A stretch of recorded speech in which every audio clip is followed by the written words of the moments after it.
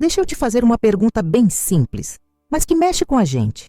Você já sentiu em algum momento que Deus estava tentando te acalmar de um jeito silencioso, sem barulho, sem espetáculo, só com uma presença que parecia encostar no coração? Tem dias em que a vida aperta, a cabeça não para, a gente reza e parece que a oração sobe, mas volta como eco. E mesmo assim, do nada, acontece uma coisinha pequena na natureza, tão delicada, tão fora do normal para aquele instante, que dá vontade de pensar. Isso não foi só acaso. E é exatamente aí que esse tema pega forte. Porque na tradição espiritual ligada a Santa Teresa de Ávila, existe uma ideia muito bonita. Deus pode permitir que a criação inteira vire uma espécie de recado, um lembrete vivo de que você não está abandonada. Não para te deixar obcecada com sinais, nem para virar superstição, mas para te consolar quando o coração está frágil e para confirmar quando você precisa de direção. E aqui entra a figura de Santa Teresa, uma mulher de fé intensa, de oração profunda, mas também muito humana, pé no chão, sensata, que viveu luta, cansaço, incompreensão e, ao mesmo tempo, uma intimidade com Deus que inspirou gerações. Dentro desse universo espiritual, aparece um ensinamento que muita gente comenta de forma confusa, cortada, fora de contexto. A ideia de que existem certos mensageiros na natureza que, em momentos específicos, podem coincidir com uma graça de Deus, como se fosse um carinho do céu. A tradição fala de 4 animais que, em algumas circunstâncias, seriam percebidos como sinais de consolação, proteção, transformação e sede de Deus. E antes que você pense, então é só ver um bicho e pronto, calma. Não é isso.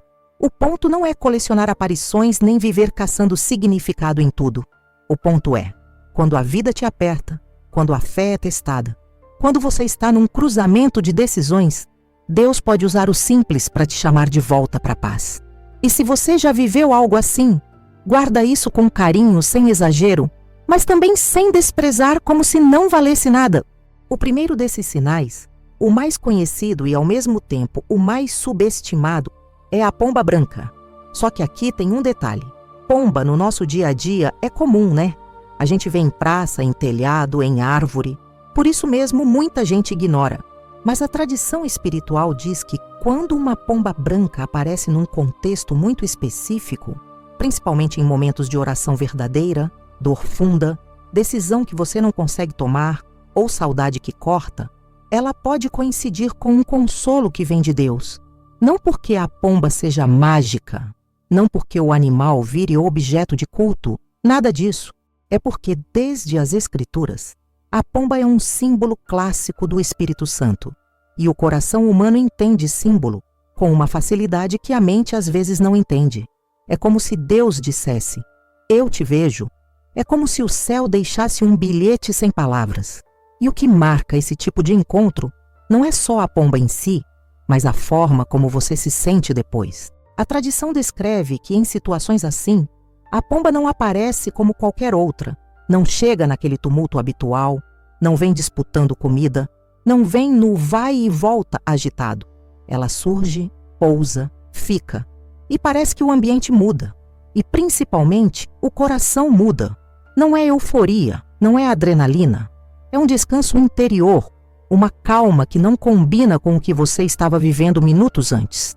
Tem gente que relata que depois de chorar muito, uma pomba aparece, e por mais simples que pareça, aquele instante vira um abraço silencioso.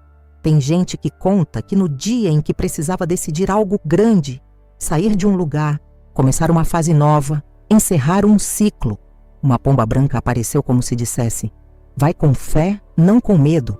E no luto, esse sinal costuma tocar ainda mais fundo, porque o luto é aquele lugar em que a gente se sente sozinha mesmo, estando rodeada de gente.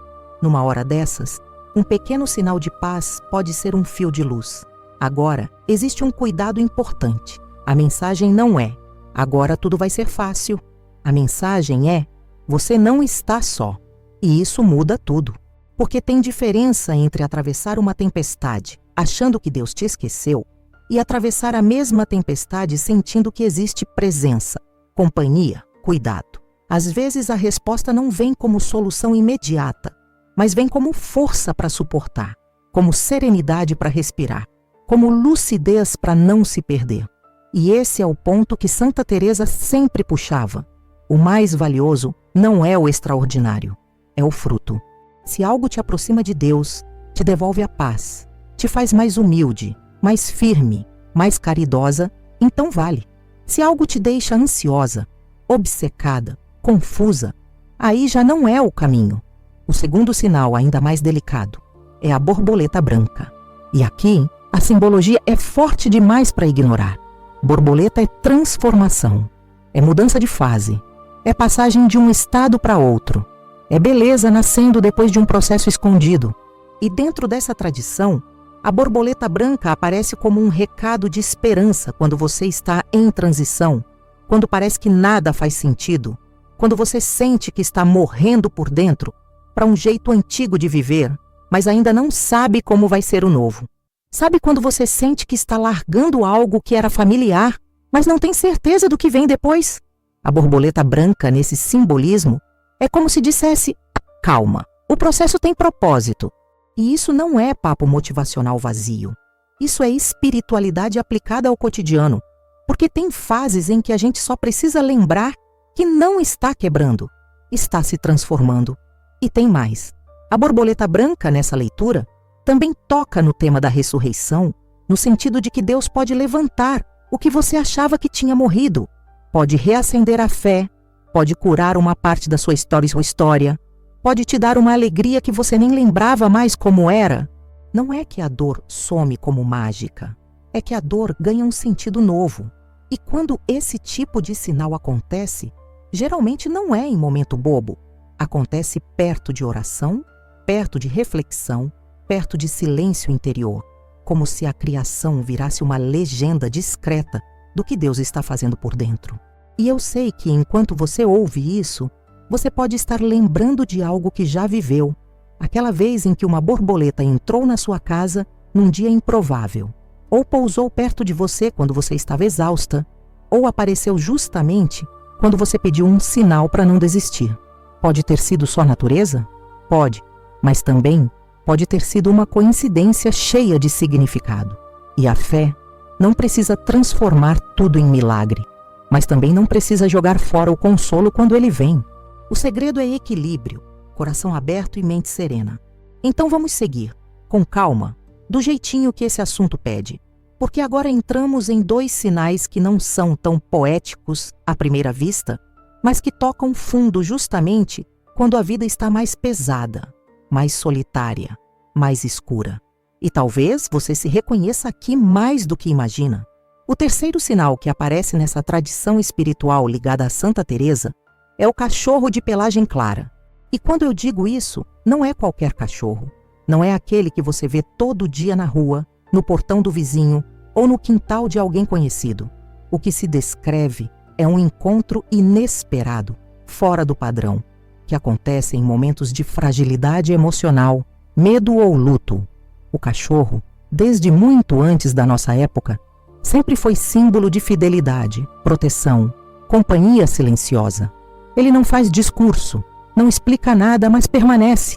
E isso diz muito, porque tem dores na vida que não pedem explicação, pedem presença. Na tradição espiritual, esse animal aparece como um sinal de guarda, de amparo, especialmente quando a pessoa se sente vulnerável. Caminhos solitários, dias de despedida, visitas ao cemitério, noites de medo, fases em que a solidão pesa mais do que o normal. E o detalhe que sempre chama a atenção é o comportamento. O cachorro não se impõe, não assusta, não exige nada. Ele apenas acompanha, anda ao lado, fica perto. E quando o momento passa, desaparece. Não cria dependência, não vira apego, cumpre o papel e some. E o que fica é uma sensação estranha de consolo, de segurança, de não estou tão sozinha quanto pensei. Muita gente, ao ouvir isso, lembra de situações específicas. Aquela vez em que estava voltando de um lugar difícil, chorando por dentro, e um cachorro desconhecido surgiu e caminhou junto por um tempo. Ou aquele dia em que o medo estava forte A rua parecia mais escura do que o normal, e um cachorro claro ficou por perto até você chegar num lugar seguro. A leitura espiritual disso não é o cachorro é um anjo. Não é isso. A leitura é: Deus, que conhece nossa fragilidade, pode permitir que o consolo venha de forma concreta, visível, quase tátil, porque às vezes só o invisível não basta para a gente naquele momento. Esse sinal fala muito sobre o anjo da guarda como companheiro silencioso, não como uma ideia abstrata, mas como uma presença que protege, orienta e permanece mesmo quando você não sente nada espiritualmente. E isso é importante, porque nem toda fase da fé é cheia de emoção. Tem fase que é seca, árida, cansada. E é justamente aí que a espiritualidade mais madura se constrói. Quando você continua caminhando mesmo sem sentir grandes coisas. E se nesse caminho aparece um pequeno sinal de proteção, isso não enfraquece a fé, fortalece. Porque lembra que Deus não abandona no vale, não só no topo da montanha. E agora chegamos ao quarto sinal, o mais raro, o mais silencioso e talvez o mais profundo de todos, o cervo, ou o servo, como aparece em algumas traduções e tradições. Esse animal não surge em qualquer momento, não aparece em fase superficial da fé. Ele está ligado a um chamado interior mais intenso, a uma sede espiritual que não se resolve com respostas fáceis. O servo nas Escrituras é símbolo da alma que busca Deus com urgência, com desejo verdadeiro, com fome de sentido. Como o servo anseia pelas águas, assim a minha alma anseia por ti. Essa imagem não é enfeite, é diagnóstico espiritual. Na tradição atribuída a Santa Teresa, o servo aparece quando a pessoa está num ponto de virada profunda, quando a fé deixa de ser hábito e vira busca real, quando a pessoa já tentou de tudo, já rezou do jeito que sabia, já fez o que estava ao alcance, e mesmo assim sente um vazio que só Deus pode preencher. Não é um vazio de distração, é um vazio existencial. Um tipo de sede que nada do mundo resolve. E nesse contexto, o servo não aparece como espetáculo. Ele aparece e olha. E esse olhar, dizem os relatos, atravessa. Não dá medo, dá silêncio, dá reverência, dá vontade de rezar mesmo sem palavras. Esse sinal está muito ligado a retiros, momentos de recolhimento, fases em que a pessoa se afasta um pouco do barulho para escutar o que está dentro. E não acontece com frequência, justamente porque não é todo mundo que chega nesse ponto de sede consciente. Mas quando acontece, deixa a marca. Não é algo que se esquece fácil, porque não vem para resolver problema prático. Vem para alinhar a alma, para chamar para mais profundidade, para dizer sem dizer, tem algo maior te esperando. E agora entra uma parte essencial de tudo isso. Discernimento, porque Santa Teresa sempre foi extremamente cuidadosa com experiências espirituais. Ela alertava que nem tudo que parece sinal vem de Deus e que o critério principal não é o fenômeno, mas o efeito. Se depois de uma experiência você fica mais humilde, mais pacífica, mais firme, mais caridosa, então isso foi bom.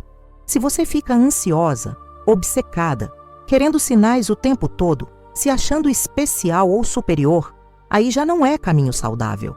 Os sinais verdadeiros não te colocam no centro, colocam Deus. Não criam dependência, criam maturidade. Outro critério importante é o tempo. O que vem de Deus permanece, não como emoção intensa, mas como fruto. Se algo te marcou e meses depois ainda te leva a confiar mais, rezar melhor, lidar com a dor de forma mais serena, isso diz muito. Se foi só impacto momentâneo, sem fruto, pode ter sido só coincidência. E tudo bem. Nem toda coincidência precisa virar mensagem espiritual. A fé não exige exagero, exige verdade. E deixa eu te dizer uma coisa com muito carinho. Você não precisa ter visto nenhum desses sinais para ser amada por Deus. Isso é importante demais. Eles não são medalha, não são prova de santidade, não são privilégio. São consolos que Deus pode permitir a alguns em alguns momentos porque conhece a fragilidade humana. Mas o caminho principal continua sendo oração, confiança, perseverança. Os sinais são apoio, não alicerce. Agora, antes de seguir, eu quero fazer um convite simples e sincero. Se esse conteúdo está fazendo sentido para você, se está tocando em memórias, experiências ou perguntas que você guarda em silêncio, se inscreve no canal. Não por obrigação, mas para caminhar junto. E se você se sentir à vontade, deixa um comentário contando se já viveu algo parecido, ou simplesmente dizendo o que mais te chamou a atenção até aqui.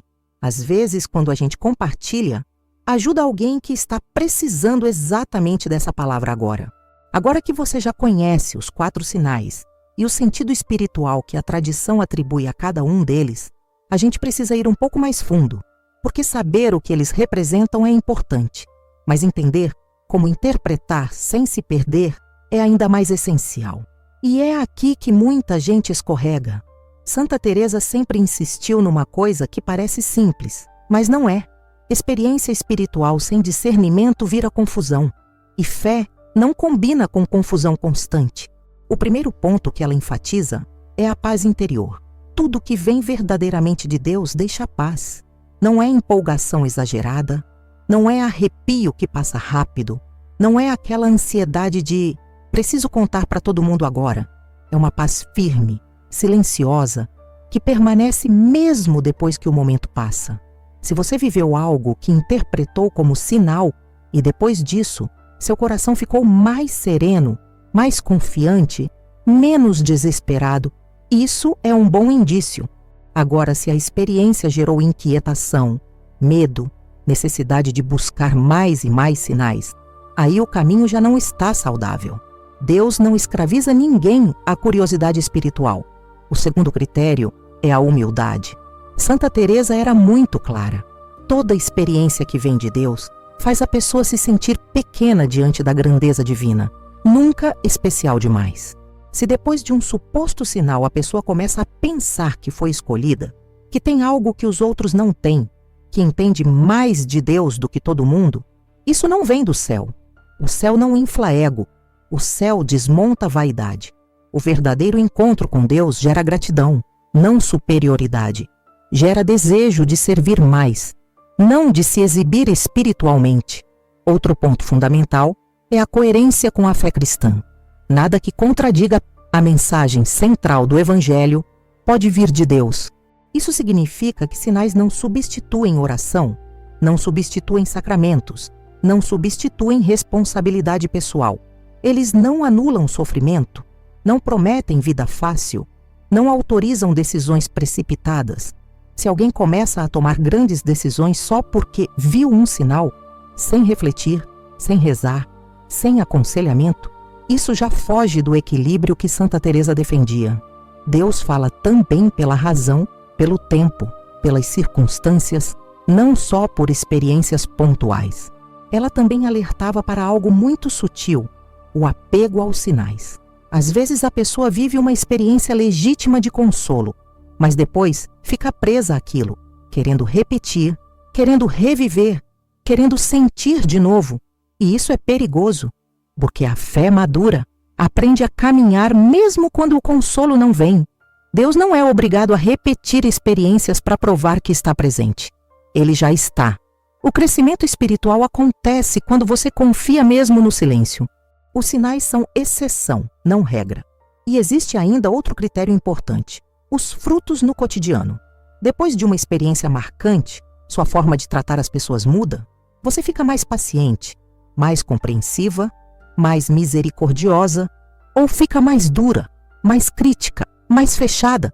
Santa Teresa dizia que Deus não se contradiz. Ele não toca a alma para depois deixá-la mais amarga.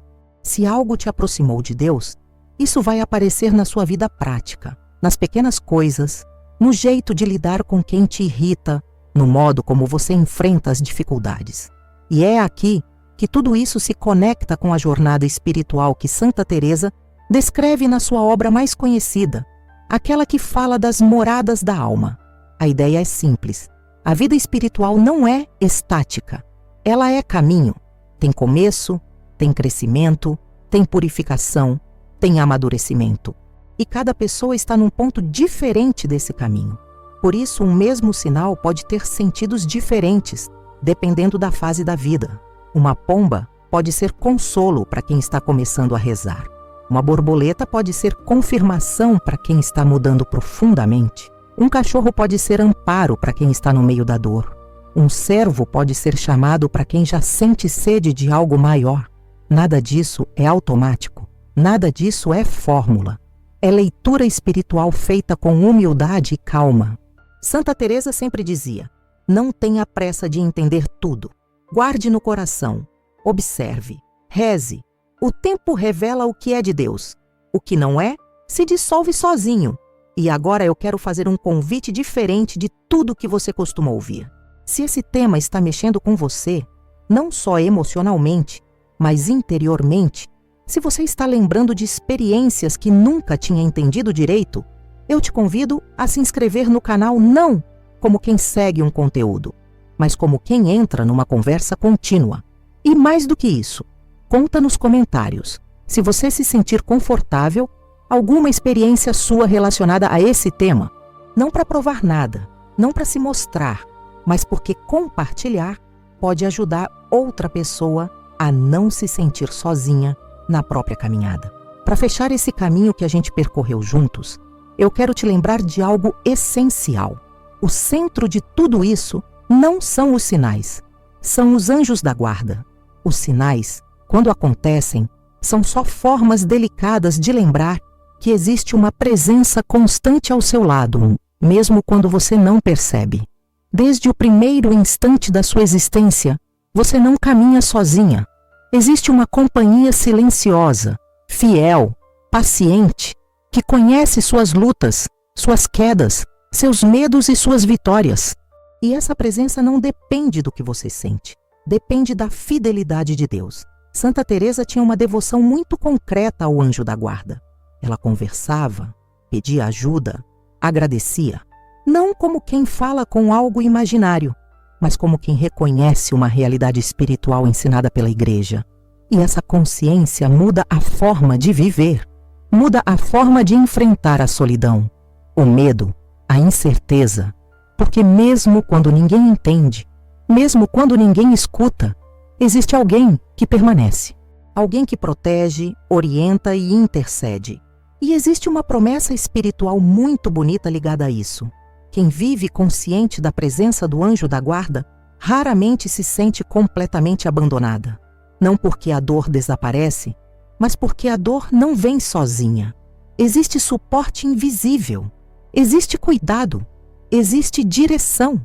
Muitas vezes esse cuidado não aparece como algo extraordinário, mas como pequenas inspirações. Um pensamento que te impede de entrar numa situação ruim, uma intuição que te afasta de um perigo, uma força que surge quando você achava que não tinha mais nenhuma. Outra promessa ligada a essa devoção é a clareza interior. Os anjos são mensageiros. Eles não tomam decisões por você, mas ajudam a iluminar o caminho. Quando você cultiva silêncio interior, oração sincera e humildade, começa a perceber com mais nitidez o que te faz bem espiritualmente e o que te afasta de Deus. Não é voz audível, não é visão, é lucidez, é paz ao escolher o que é certo, mesmo quando é difícil. E tem ainda um consolo final que Santa Teresa destacava muito: a presença do anjo da guarda no momento da morte. A fé cristã ensina que ninguém atravessa esse momento sozinha. Existe uma escolta espiritual. Existe cuidado até o último passo. E isso muda completamente a forma de olhar para a vida. Porque quando você sabe que não caminha só agora, também não caminhará só depois. Por isso, o convite final não é para você buscar sinais. É para você viver com mais consciência espiritual. Falar com seu anjo da guarda, agradecer, pedir proteção, pedir discernimento e, se Deus permitir algum sinal no caminho, receber com humildade, sem apego, sem exagero, sem medo, apenas como quem recebe um carinho inesperado. E agora, de coração, eu quero te convidar a fazer algo simples. Se esse conteúdo te ajudou, te trouxe clareza ou te fez sentir acompanhada, se inscreve no canal. Não como número, mas como presença. E se quiser, compartilha nos comentários sua história, o que você aprendeu, ou até uma dúvida que ficou. Esse espaço é para isso: caminhar juntos, sem julgamento, sem pressa, com fé e humanidade.